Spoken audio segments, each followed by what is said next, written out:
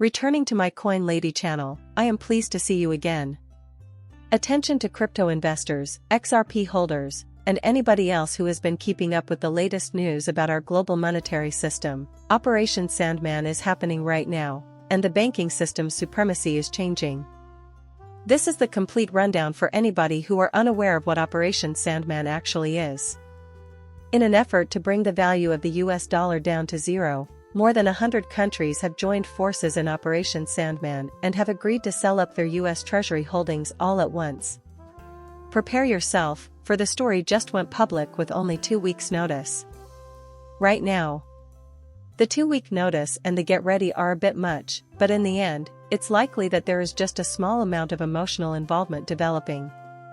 However, I do think that Operation Sandman is underway if we take a closer look at this. Actually, I believe it's still going on at the moment, and BRICS are the central element. We're aiming for that. Pay close attention to the actions of the BRICS. From the very beginning, when the US declared sanctions, I have been extremely outspoken about this. Going over here, we can find a deluge of posts about the BRICS monetary policy initiatives. More than 50 nations may switch from SWIFT to the BRICS payment system by August 21st. Now, I'm sure that by now, everyone who has been following the channel for any length of time or who owns XRP is aware that the SWIFT system is highly effective at raising the cost of cross-border payments, causing them to fail, and ensuring that there is zero transparency surrounding them. This leads to, you guessed it, an inefficient cross-border payment network. We are aware that the SWIFT network is quite inefficient as we consider this. Not only is it an awful network, but it is also highly centralized, with the power of the US at its core. Now you may be asking why any of these non-US countries would want to use the SWIFT payment system. So, you know what? Obviously, they aren't. It seems like SWIFT has been failing and collapsing in terms of dominance ever since the US announced the sanctions on Russia, which accelerated the push against SWIFT. Which is why we're starting to see a significant pushback against SWIFT. Is it now possible to say that SWIFT has gone downhill and is no longer relevant? Even if we're making progress, we still have a long way to go. Death by 1,000 cuts has always been my slogan in relation to the US currency and its domination. Because progress is being made, although at a snail's pace. These major announcements are a regular occurrence. We consistently encounter these substantial objections. Additionally, dominance is beginning to shift from the United States to all these other nations throughout the world, albeit in tiny increments. It may have something to do with oil deals as well. It might be close to GDP, wouldn't you agree?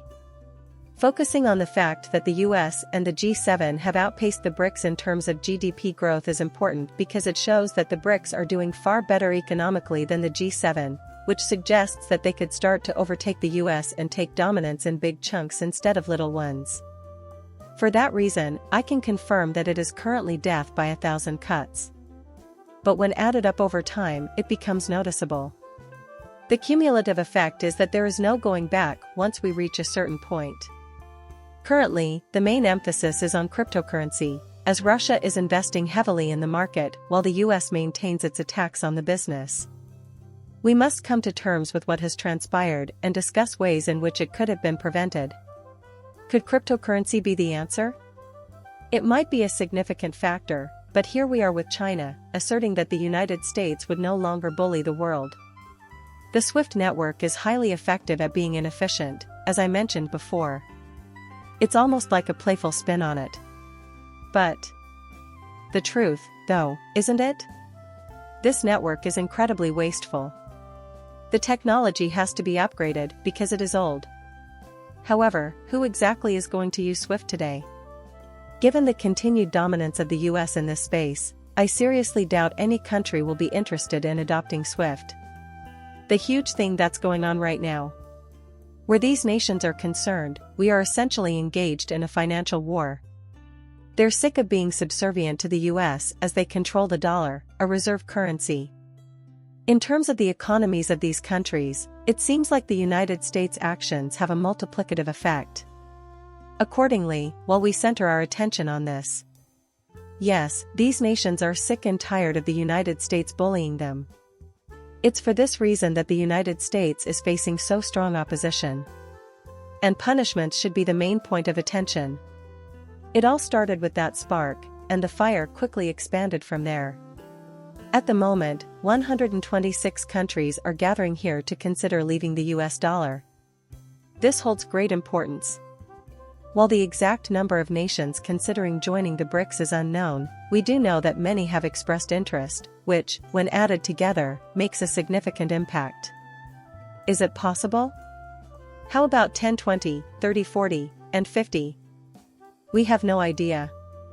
As for Operation Sandman, out of the more than 100 nations that are already involved, 126 are planning to meet to examine the possibility of abandoning the US currency.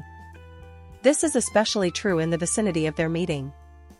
The US currency is not the main focus here, but it will undoubtedly come up in discussion. However, the BRICS are the focal point of this, which is significant if you pay attention to what the BRICS are doing. Otherwise, the mainstream media will keep you in the dark. The main target is slipping through your fingers. China also made a splashy statement. It is now the biggest buyer of Saudi Arabian oil, purchasing over 20% of the kingdom's total exports. This is just the latest setback for the United States. As we observe more and more transactions and announcements involving the BRICS nations, we are beginning to witness, as I mentioned before, the gradual usurpation of control from the US. However, over time, it does accumulate. Furthermore, the United States appears to be taking zero action to address this issue at the present time.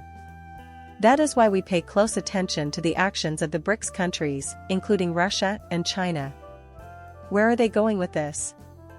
This is all Meghan's fault.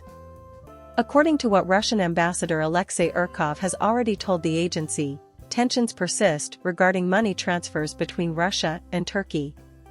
Russia and Turkey's trade and economic relationship is being deliberately destroyed by the West. Resolving the issue with bank transfers from Russia to Turkey remains a crucial concern. Still, we don't know when this problem will be fixed. In addition, an official from Ankara State Bank Ziraat suggested that a system combining national and digital currencies would resolve the banking issues between Turkey and Russia. And that is all.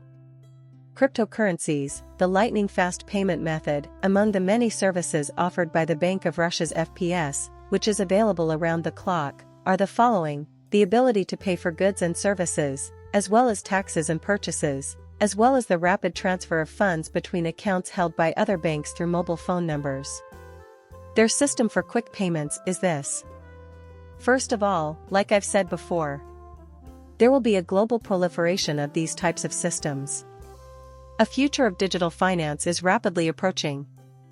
A shift from paper money and other paper-based procedures to digital money, and especially tokenized digital currencies, is looming over our entire global monetary system. Yes, this is true. It's not some kind of plot.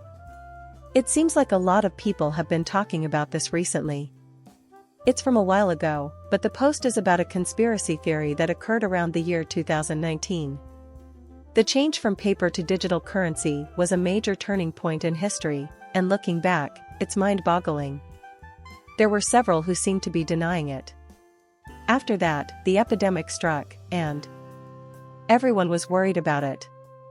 Well, nobody's actually venturing out to shops because everyone's at home. So what's going to send you tumbling? Cash utilization, and what's going to rise digital payments? You won't believe what the World Bank, the International Monetary Fund, and the BIS have all found in their reports. It stated that digital payments are on the rise while cash usage is declining. We must transition to electronic payment methods.